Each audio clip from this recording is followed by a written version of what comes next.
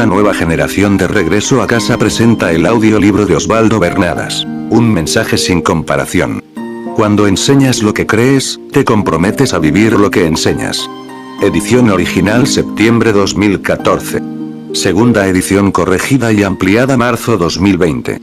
Buenos Aires, Argentina. Tercera parte. Capítulo 6. Hablando solo la verdad. Más de 7 billones de personas viven sobre la faz de la Tierra, según una estadística dada por la ONU, y todos en este mismo instante, están haciendo algo.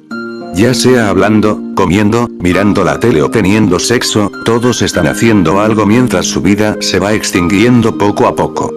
Jesús ha examinado a fondo el problema de cada una de las personas de este planeta, entre las cuales estamos tú y yo, sin importar si eres blanco, negro, asiático, o latino. En cada raza, en cada pueblo, en cada cultura, Él tiene puesta su mirada y su conclusión es, que todos sin excepción, sufrimos del mismo problema. El problema del mundo es la insuficiencia espiritual. El ser humano ha alcanzado un vacío espiritual sin precedentes.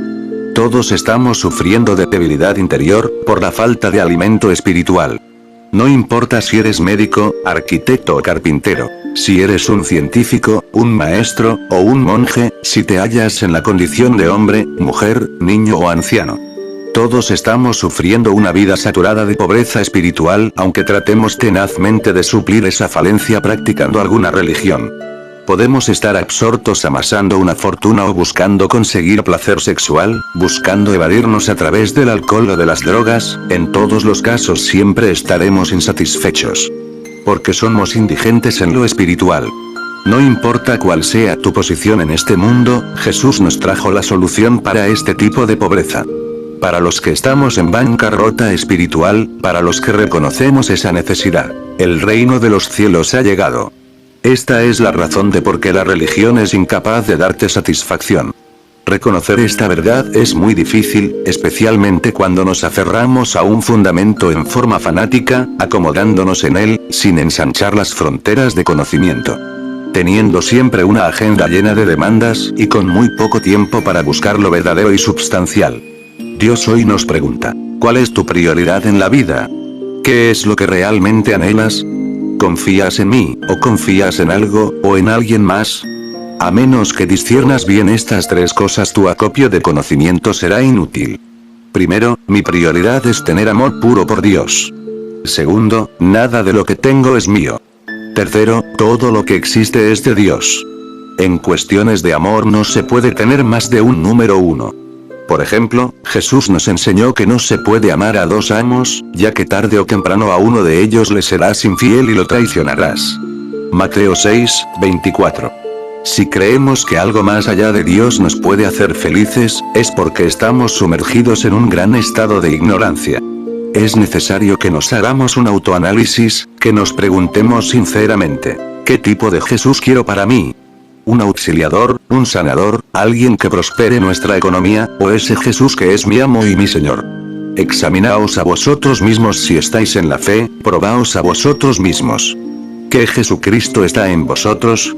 No sea que estéis reprobados. Segunda de Corintios 13:5. No todos los cristianos son iguales. Jesús nos indicó que el que fue sembrado en buena tierra, este es el que oye y entiende la palabra, y da fruto. Y produce a 100, a 60 y a 30 por uno. Mateo 13:23. Hay una especie de cristianos que se conforman con tener un amor de un 30%. Otros son de un 60, pero Dios desea cristianos de 100 por uno. Cristianos que sean portadores de poder y autoridad. Cristianos que tengan una fe fuera de lo común. Dios tiene una obsesión, es la de que creamos en Él. La fe se extingue cuando otra expectativa es considerada. La duda produce miseria, la fe produce milagros. Satanás te contará de lo vibrante que es afrontar una vida sin Cristo. El diablo te tentará a vivir una vida sin fe. Dios se aleja de aquellas personas que dudan de su palabra. La senda que nos lleva a desarrollar una vida de fe, es vivir una vida en compañía del Señor. Una vida comprometida con su palabra. Una vida que nos lleve a pensar como Él, a actuar como Él, a amar como Él nos ama. No es una cuestión de parecernos unos a otros, de vestirnos de una determinada forma. No es un asunto de prácticas religiosas. Entre los creyentes de 30x1, hay mucha alegría porque han sido salvos, pero no se los ve muy entusiastas en querer continuar el viaje a la perfección espiritual. Ellos están tan conformes y felices de no ser lo que eran. Ellos están tan satisfechos levantando los brazos en los cultos de los domingos, en participar de la Santa Cena una vez al mes, que no pueden ver lo que Dios tiene para ellos. Ellos no pueden escuchar el llamado del Espíritu Santo. Ellos no son interesados en tener tiempos de calidad con el Señor en la intimidad de su habitación. Ellos están muy conformes con las bendiciones que ya tienen. Personalmente tengo menos miedo al fracaso en el sincero intento de satisfacer a Dios, que al éxito fuera de su voluntad. Un serio buscador de la verdad, buscará un maestro que lo guíe y lo discipule.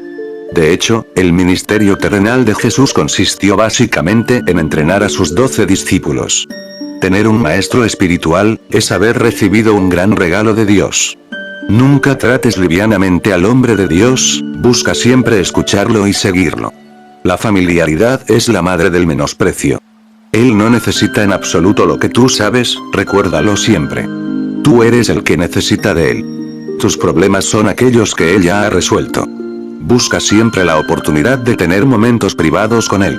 Una enseñanza diferente e íntima puede ser recibida. Algo surgirá que será exclusivo para ti, algo que Dios te dirá a través de él. Esto hará que puedas tener una relación especial con él. Tu maestro espiritual es tu mentor. Él no se ha revelado en tu vida para aplaudir lo que estás haciendo bien, sino para corregir lo que estás haciendo mal. Tu mentor no es el presidente de tu club de fans, él es tu entrenador, nunca te confundas. Un mentor puesto por Dios en tu vida, te convertirá en un discípulo fuera de lo común. Jesús se encontró con Simón, un simple pescador, y lo convirtió en Pedro, un predicador fuera de lo común. Las mejores realizaciones en sabiduría vienen a través de tu mentor. Invierte tiempo para pasar momentos de calidad con él. Esa será la mejor inversión que hagas con tu vida. Honren a su líder espiritual quien les enseña la palabra de Dios. Piensen en todo lo bueno que les haya enseñado y sigan el ejemplo de su fe. Obedézcanlo con humildad. Su tarea es cuidar de tu alma. Él tiene que rendir cuentas a Dios sobre tu vida. Por eso denle motivos para que haga su tarea con alegría y no con dolor. Hebreos 13, 7 y 13, 17. Capítulo 7. Sin límites. Dios es muy, pero muy grande. Inconmensurable e ilimitado. Este universo está constituido por más de 1.000 millones de galaxias, y el planeta Tierra se encuentra en una de las galaxias más pequeñas. ¿Podemos entender eso? ¿Nuestro cerebro será capaz de captar esta información correctamente? En la mañana cuando tú estás hablando con Dios, miles y miles de personas, por todas partes del planeta también están hablando con Él y siendo escuchadas, buscando conocerlo en la intimidad. ¿Sabías que Dios entiende perfectamente el significado de todos los idiomas y dialectos? Mientras Dios se está moviendo con gloria en tu habitación, en ese preciso instante Él también se está moviendo con poder en cientos de otras habitaciones a lo largo de todo el mundo. Para Dios no hay fronteras. Dios puede entender a los japoneses. Dios habla un perfecto japonés. Dios entiende a los latinos, a los africanos y a los chinos. Dios nos entiende y nos conoce a todos. Si hay vida en otros planetas, Él puede comunicarse con ellos sin inconveniente. Dios puede entender el problema que tiene un niño que llora en África porque no tiene nada que comer, y al mismo tiempo puede entender los problemas multimillonarios del director de una gran empresa. Él comprende al rico y al pobre. Él puede ministrar perfectamente en ambos escenarios a la vez. Dios oye la oración de un judío en el muro de los lamentos, y al mismo tiempo puede oír el rezo de una monja en el convento. Dios es más amplio de lo que tú imaginas. Él es trascendental a toda designación. Él entiende todos los corazones, porque Él es omnisciente y omnisapiente. Somos nosotros los que encapsulamos a ese Dios todopoderoso, a ser el Dios de la designación a la que pertenecemos. No se mientan los unos a los otros, habiéndoos despojado del viejo hombre con sus hechos, y revestidos del nuevo, el cual conforme a la imagen del que lo creó, se va renovando hasta el conocimiento pleno, donde no hay griego ni judío, circuncisión ni incircuncisión, bárbaro ni escita, ni esclavo ni libre, sino que Cristo es el todo, y en todos. Colosenses 3, 9, 12. Desde hace muchos años la Iglesia está atada a patrones obsoletos de un mundo evangélico que no da un verdadero testimonio del poder del reino, sino que se asemeja más a una próspera empresa o a un club social. El liderazgo evangélico, por lo general, es un liderazgo con muy poca tolerancia a la diversidad. El religioso no suele aceptar que alguien sea diferente. Cero tolerancia a toda oposición. Si alguien se presenta con algo que discrepa con sus conceptos herméticos, enseguida lo tildará de endemoniado. Está manifestado, llévenlo a liberación. Todo lo solucionamos así. Esa es toda nuestra ciencia y toda nuestra sabiduría. Esa es nuestra gran teología. ¿Así queremos liderar al mundo? ¿Será que así podremos diseminar realmente el mensaje de Jesús en todas las culturas del mundo? ¿Así esperamos que vidas en forma masiva sean transformadas? Si queremos llegar con el Evangelio a otras culturas, a gente que no adora a Dios de la forma que nosotros lo adoramos, que no tienen los conceptos teológicos que nosotros tenemos, deberíamos ampliar nuestra visión y cambiar de actitud. Hay cualidades y formas de proceder que van a ser bien recibidas por cualquier ser humano, no importa su geografía, ni su cultura. Este mundo es áspero y odioso de por sí, todos vivimos compitiendo de alguna manera, tratando de sobresalir y de ser los mejores. Eso también sucede en el mundo de la religión, donde cada denominación pretende ser dueña de la verdad. El mensaje de Jesús puede ser transmitido de forma contundente y efectiva, si cambiamos de mentalidad y le damos prioridad al amor entre los seres, entendiendo que más allá de las fronteras territoriales y culturales, todos venimos de una misma fuente. Fundando nuestros actos en la modalidad de bondad, siempre vamos a ser bien recibidos. Un verdadero hombre de Dios, siempre es recordado por sus actos de bondad. La bondad es una rara virtud y es nuestro mejor testimonio. Nunca te niegues a hacer el bien en donde lo necesitan, en ti está el poder para hacerlo. Proverbios 3:27. Dios desea que desde la Iglesia emerjan líderes y maestros íntegros, con la capacidad de influenciar con santidad y humildad. Líderes con una visión amplia, y por sobre todo que sean fieles a los mandatos de Jesús. Líderes con una mentalidad de reino, ungidos para moverse en el escenario que Dios disponga. Un escenario grande, multidisciplinario y diverso. Nuestra incapacidad de tolerar la oposición y trabajar en un ambiente donde no puede existir la diversidad, es el mayor obstáculo para que Dios se pueda mover y manifestar. Esa incapacidad retrasa el mover de la nueva ola del Espíritu que el Señor anhela desatar. De forma silenciosa, pero intensa, la Iglesia está esperando una nueva reforma. Jesús es el Salvador del universo entero. Si bien es cierto que la grandiosa obra del Salvador fue morir en la cruz redentora, su propósito sublime fue soltar el mensaje del reino con el fin de que llegue a todo pueblo y aldea, en cada lugar del mundo. Acercándose Jesús, les dijo: Toda autoridad me ha sido dada en el cielo y en la tierra.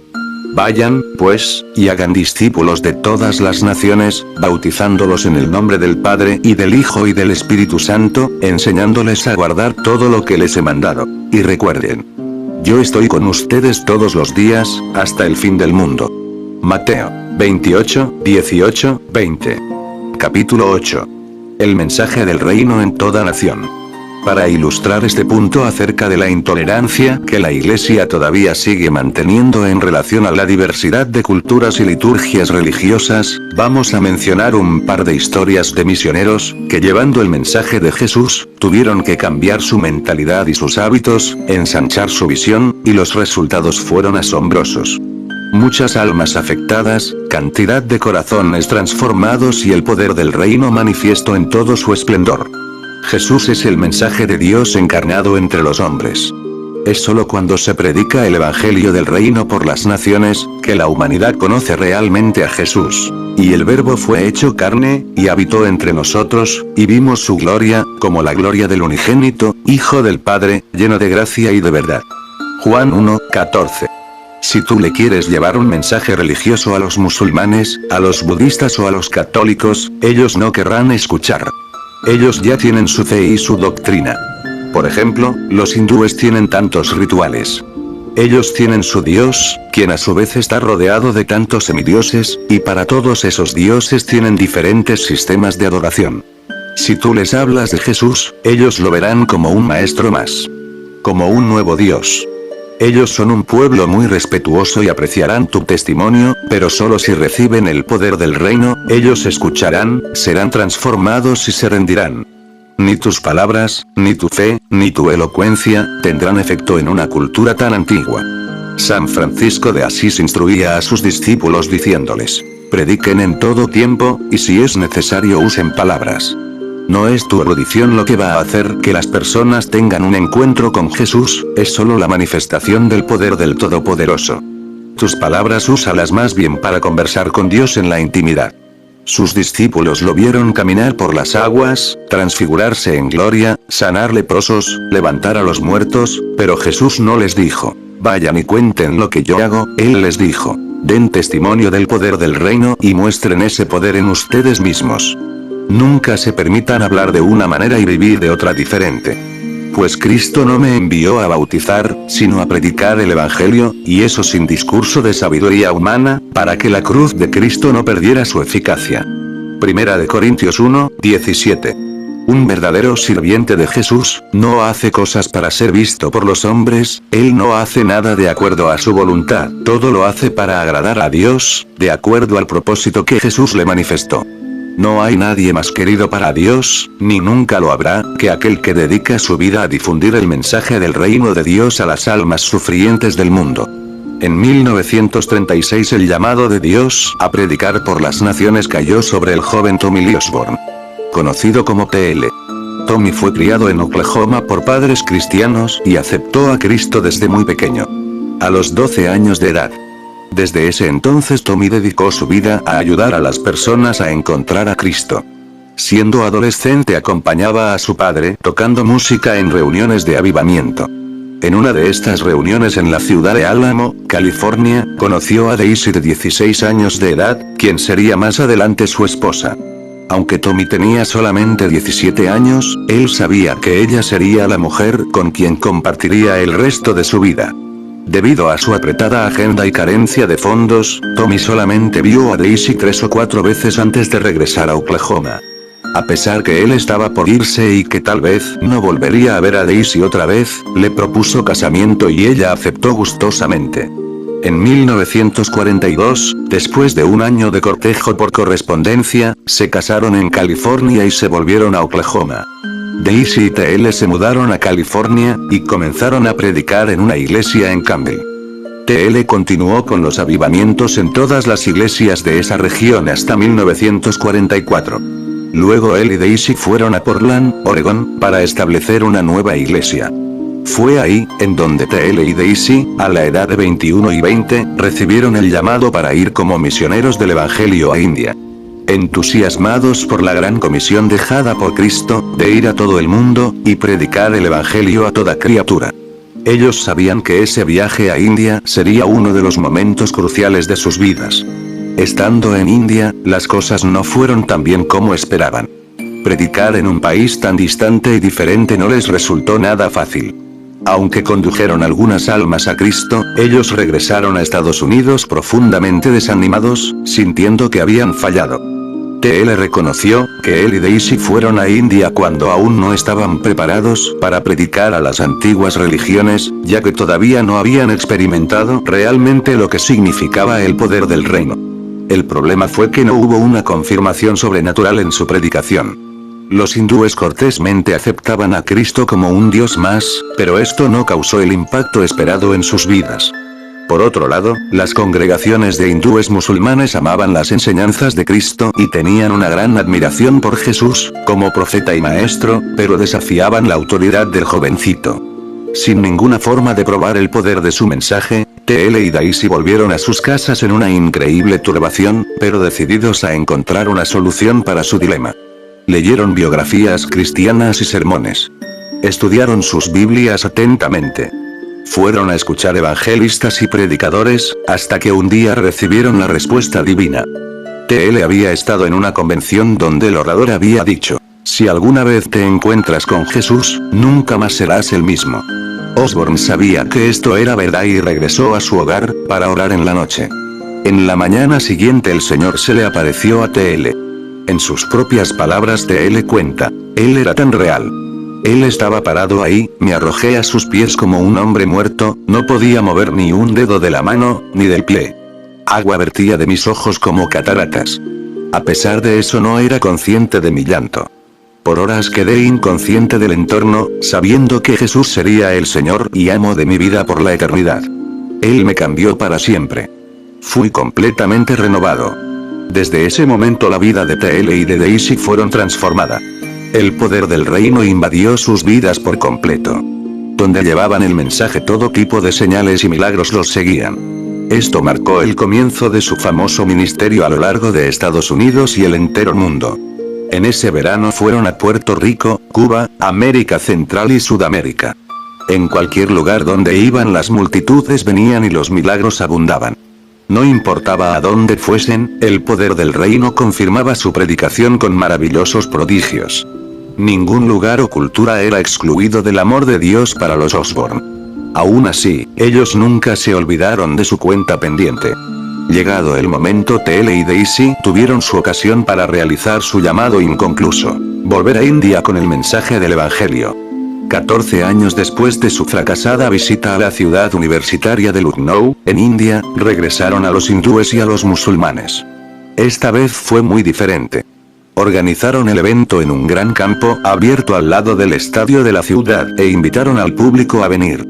60.000 personas asistieron a la cruzada al aire libre. TL proclamó a las masas que Jesús era el Hijo de Dios, resucitado de la muerte.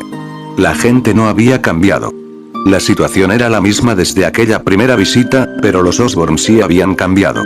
El poder y la soberanía sobrenatural de Dios los estaba respaldando. Milagros sucedían, y ellos probaron la verdad de la palabra de Dios. TL recuerda: yo pensé que nunca en mi vida iba a haber tantos milagros, como vimos en esa cruzada en India. En el medio de la multitud, surgió un joven estudiante, agnóstico que odiaba todo lo que estaba proclamando. Él era un miembro fanático de un partido político religioso que había hecho el voto de conducir a la cristiandad fuera de India. Él se paró en la reunión de forma desafiante, con sus brazos cruzados alrededor de su pecho. Mientras predicaba, Jesús se le apareció frente a él. El arrogante joven cayó a tierra llorando. Una vez que recuperó el control de sí mismo, corrió a la plataforma y declaró a la multitud: acepten a Jesús, lo que este hombre dice es verdad, yo lo vi. Yo distinguí las cicatrices en sus manos. Él está vivo. Miles creyeron en Cristo esa noche y cientos de ciegos, leprosos, sordos, mudos, lisiados y enfermos de todo tipo fueron sanados. TL y Daisy continuaron con esta incansable misión de llevar el poder de la palabra de Dios a todas las naciones a lo largo de décadas. Si era 1960 o 1990, los resultados eran los mismos. Su único propósito fue predicar y enseñar el poder absoluto del mensaje del reino de Dios. Los Osborne establecieron su sede central en Tulsa, Oklahoma en 1949 y proclamaron el Evangelio en 78 naciones.